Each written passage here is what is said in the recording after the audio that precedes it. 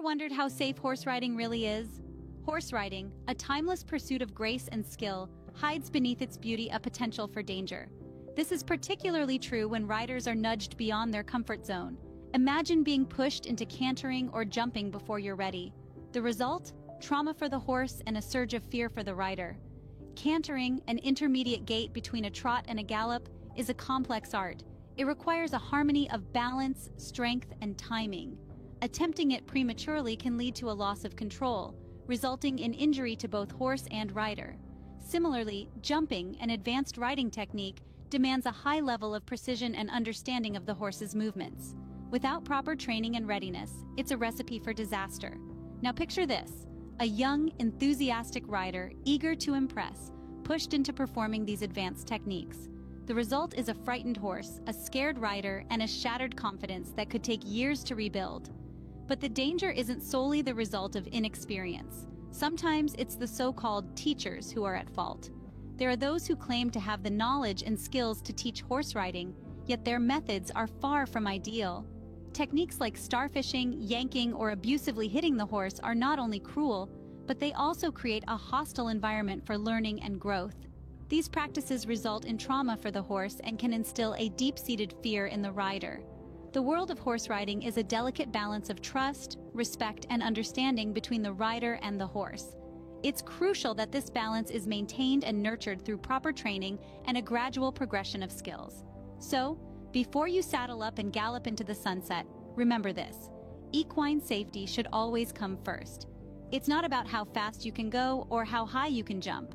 It's about the bond you form with your horse and the journey you embark on together. And always keep in mind that not everyone who claims they can teach actually can. Want proof? Let's dive into some real-life examples.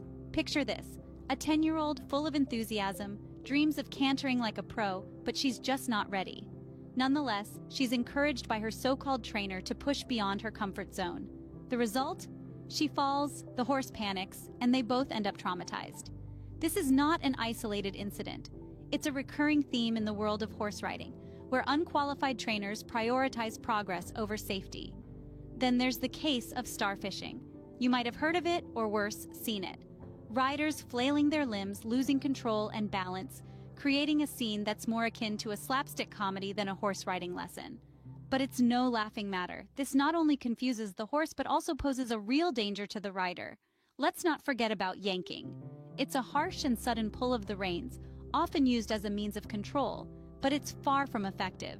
In fact, it can lead to serious neck injuries for the horse and contribute to a hostile riding environment.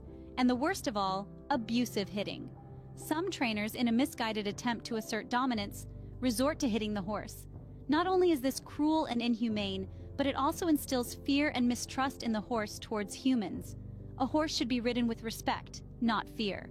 Unfortunately, these practices are not just confined to a few bad apples. They are widespread and often go unnoticed, especially by those new to the equestrian world. It's a grim reality that underlines the importance of proper training and handling.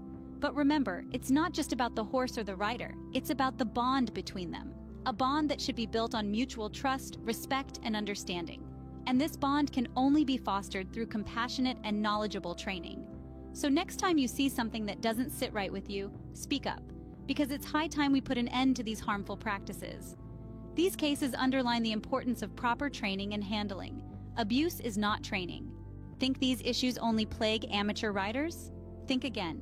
Even in the professional world of horse riding, harmful practices are disturbingly prevalent. It's a tough truth to swallow, but it's one we must confront. Even riders and coaches at the FEI level, those who should be setting the highest standards, have been caught using improper techniques, sometimes even resorting to abuse. It's a stark reminder that titles and trophies don't necessarily equate to respect or ethical treatment of these beautiful creatures. So what can we do? Speak up. Don't let status or reputation silence you. If you see something that doesn't sit right, raise your voice. Remember, our priority should always be the well-being of these majestic animals. No horse should be subjected to harmful methods, regardless of the rider's credentials. In the end, it's not about the level of competition. It's about respect and safety.